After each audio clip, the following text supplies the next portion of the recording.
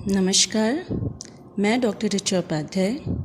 आज हम बात करेंगे संगीत पाठ्यक्रम में सैद्धांतिक प्रश्न पत्र प्रथम इकाई 1 के पॉइंट 1 की, जिसमें है रागों की चर्चा। इसमें हम पहली कड़ी में 3 रागें बता चुके हैं। इस कड़ी में हम आगे की 3 रागों की चर्चा करेंगे, जिसमें हमने पहले राग ली है राग वसंत। इस राग में लगने वाले स्वर आरोह में ऋषभ और पंचम वर्ज है, यानी रे और प वर्जित है, जिनका कि प्रयोग राग में नहीं किया जाता है। मध्यम तीव्र प्रयोग में आता है। ऋषभ और धैवत कोमल हैं। बचे हुए स्वर शुद्ध हैं। शुद्ध मध्यम का उपयोग कभी कभी सा मा मा ग इस प्रकार से किया जाता है, जिसमें सा मा तो शुद्ध, फिर तीव्र मा को लेते हुए ग पर आते हैं। जाति औडव संपूर्ण वक्र, यानी कि औडव तो आपने जान ही लिया। संपूर्ण वक्र यानी 7 स्वर तो लेंगे हम संपूर्ण की वजह से, लेकिन उनका चलन वक्र होगा। थाट पूर्वी वादी राग में सबसे ज़्यादा लगने वाला स्वर, जो कि तार षडज है।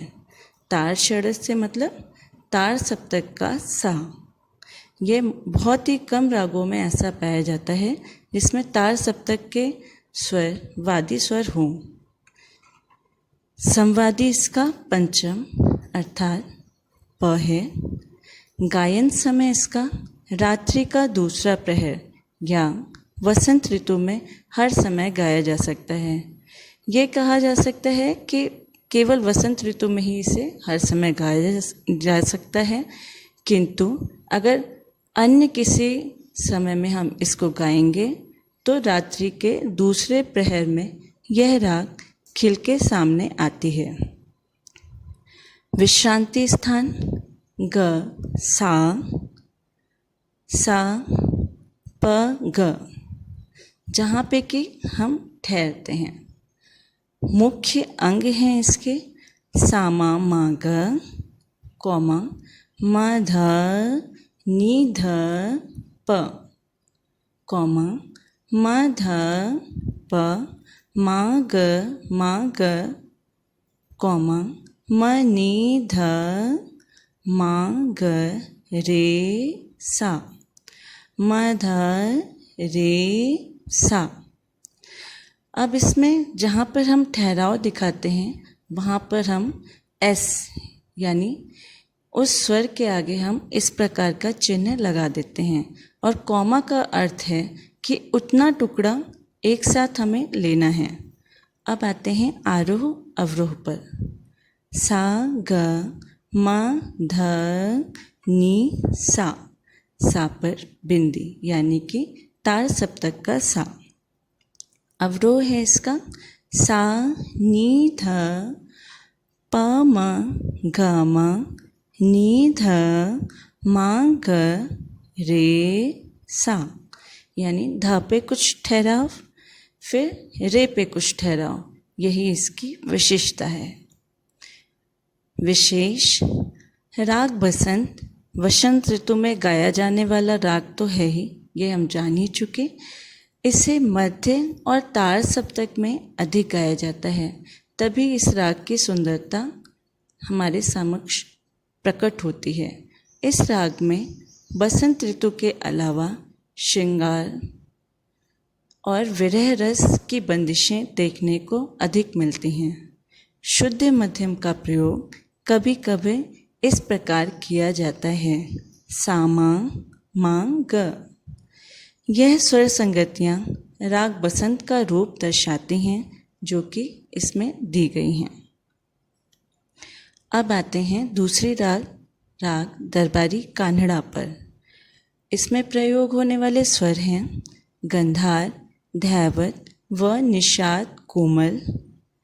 गंधार यानी ग, धैवत अर्थात ध, निषाद यानी नी, इसमें कोमल लगते हैं।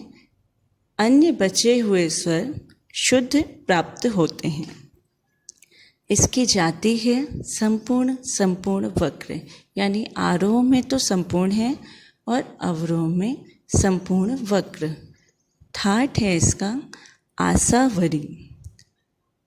वादी ऋषभ यानी रे है। संवादी इसका पंचम है।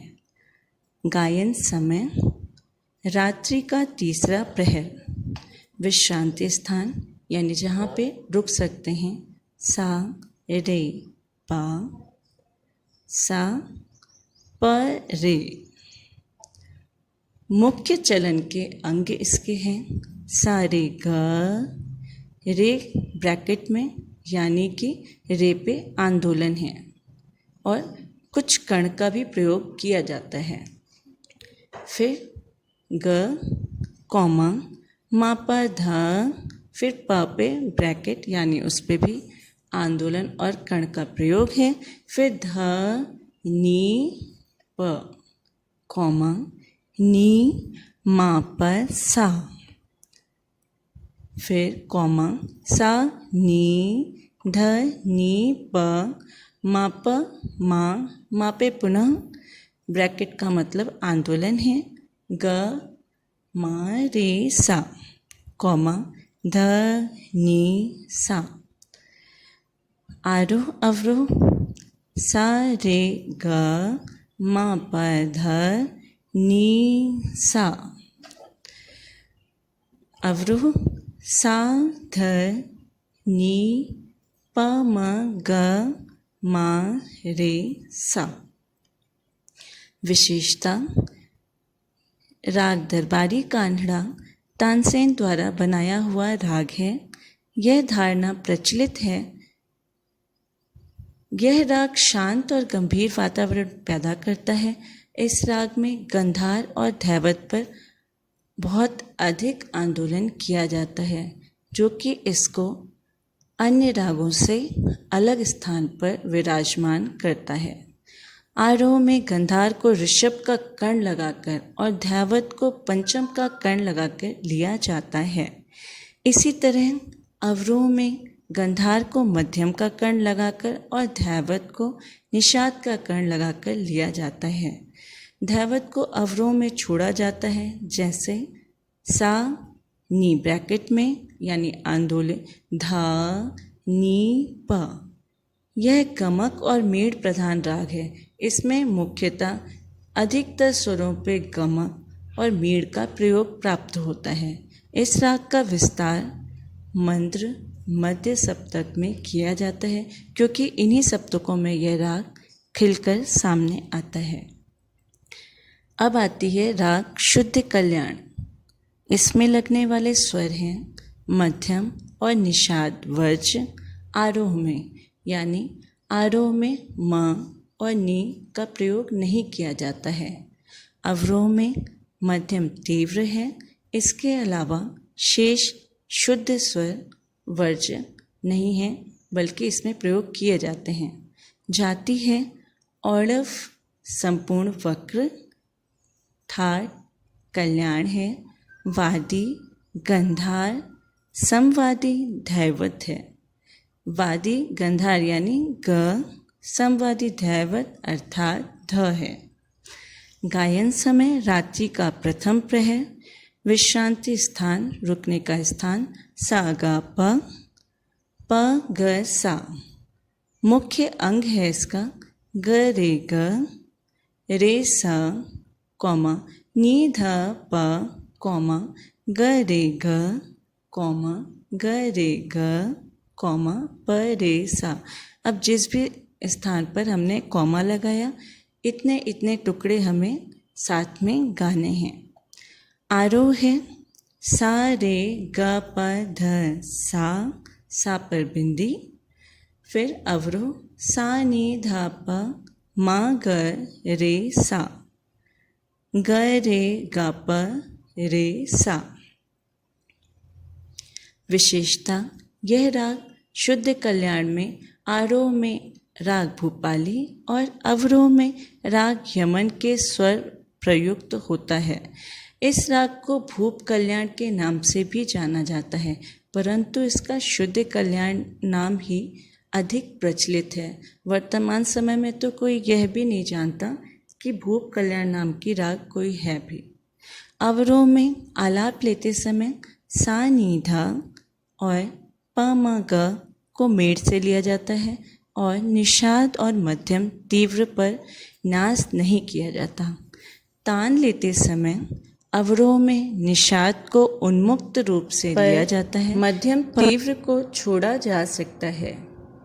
इस राग की स्वर संगतियाँ राग का स्वरूप स्पष्ट करती हैं जो इसमें दी गई हैं।